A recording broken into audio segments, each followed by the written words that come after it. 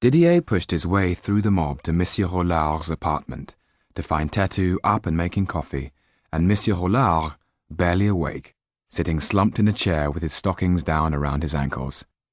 "Where's Jan?" asked Didier. "There's not a moment to be lost. I think the massacre's about to start."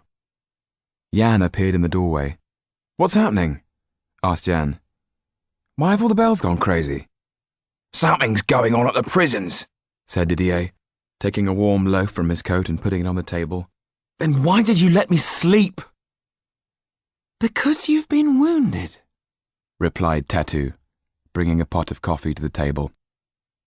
"I've managed to get a carriage to meet us at the Saint-Denis gate at 7 o'clock, which should give you time to get your strength up for the journey. I've had word from Cordell that he will be in Dieppe, at the Hôtel de Paris, so that is where you're to take Kaliowski's Book of Tears." "I'm going to get Sido out before I go anywhere." "It may well be too late to save her." "No, don't say that. It can't be."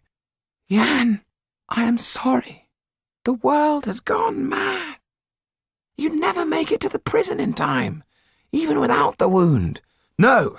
No!" shouted Jan angrily. "I haven't come this far to give up now, just like that. What do? Tell the Laxtons that I was slightly wounded and didn't feel strong enough even to try to get Sido out? I'd rather die trying to get her out than do nothing."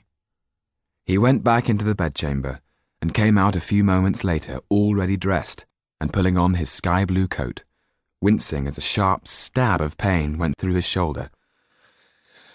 "I was told by a fortune-teller that there was a bullet waiting for me in Paris," he said. "The fear of it nearly stopped me coming back. Last night, the thing I dreaded the most found me, and I survived it. Têtu, I am still alive, more alive than I've ever been. I know I can save Sido. I know it." "Then if you don't want an infection, your wound will need to be rebandaged." Reluctantly, Jan gave in and sat down, fidgeting impatiently while Didier attended to the wound. "I found out last night that Kaliowski went to get Sido's release papers signed," said Têtu. "Your only hope of finding her is to find him." "Thank you," said Jan. He leant down and spoke to Têtu in Romany. "One last thing. Did you know Kaliowski can use the threads of light?" "Yes. Like a feeble child with a puppet. Unless—" "Unless what?" asked Jan. "Unless the devil goes walking."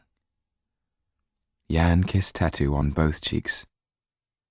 "Don't worry," he said in French. "Today I feel invincible. Today I am 10 feet tall and as strong as Hercules." "Today you have a fever," said Têtu. "I'll be there in time for the coach. You bring the Book of Tears, Sido's papers, and the letters." At the door he turned back. "Wait! The jewels! You must get them from the old lawyer."